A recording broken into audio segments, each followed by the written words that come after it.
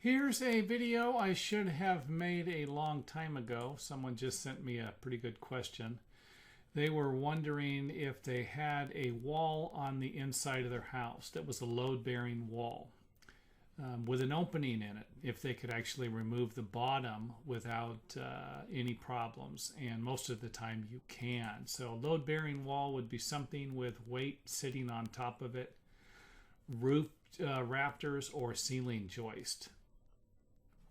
Let's go ahead and remove the roof and give you a better idea what the opening would look like.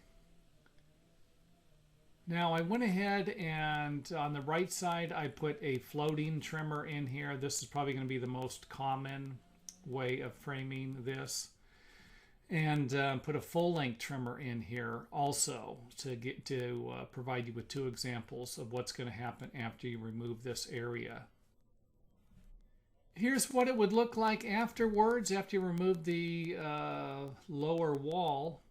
And on the side you could see here with the floating trimmer, I went ahead and put another board in here. I don't recommend filling this area that would be 1.5 inches, even though I've seen plenty of people do it. They just sawzall it, cut it off, and drywall around it, and they're done. I will leave that up to you. Just wanted to give you an idea. This right here seems like it would be acceptable. A full-length trimmer would definitely be acceptable by an engineer, and that's what the opening should look like after you're done. Next up on the list will be the inevitable. There's a very good chance you're going to have an electrical wire running through the wall, and this is actually a problem that the individual had who sent me the question on how in the heck they remove something like this. Now the wires, electrical wires, you can't just cut them and tape them together. You can't, connect them in the wall, in the stud base. They need, all connection and termination points of the wires need to be in a box. Now you can actually have a box from here and then put a junction box in over here somewhere. So you can actually do that. So let's say this one's a little farther away and you don't want to tear all the drywall out for this area, then you can put a junction box on either side. So keep that in mind. This is what it would look like. And then there's a good chance you're going to have wires running from these boxes also. I just drew this one in here to save time. Here's an example of what I'm talking about. The wire will run above the opening or around the opening and back to the box. So this is what it would look like if you were going to do this. The wire could always come down and through here. I just made it for me to make it simple here. It can always go through the arch if you have an arch in here, some type of a framed arch.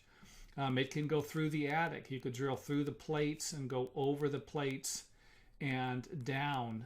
And don't forget, for something like this, even though I drew it like this, you could, if the original wire is coming through here, you could always put a junction box in here. I don't recommend putting another outlet in there, even though that's what a lot of people do. I wouldn't see the harm in that, as long as it wasn't you didn't have 30 plugs on it. 4 computers, 2 blenders, and a wash machine plugging into it. But again, this wouldn't be the code. You would be allowed to put a junction box in, however, and put a plate over the junction box when you're finished. And then this would allow you to run the wire around and down, connect to the junction box, and then use the original wire from here to connect into this box here. In the last part of the video, I just wanted to show you a few pictures of something that I've done in the past.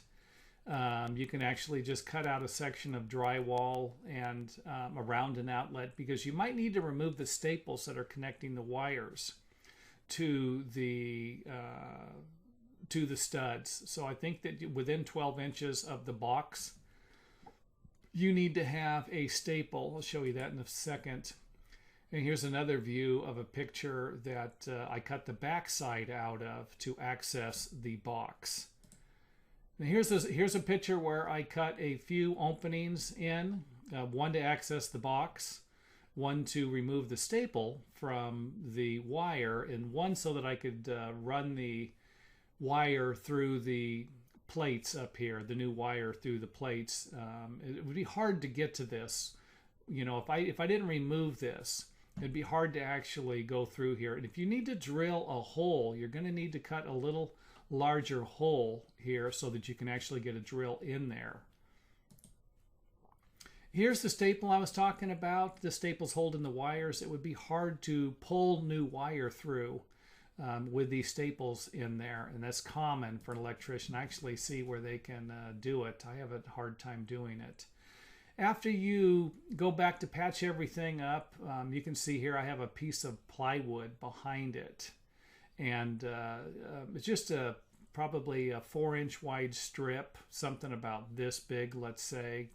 I screw it into the other side for backing and do the same on the other side, and then I can simply screw the piece that I cut back to it, and then it's ready to be finished.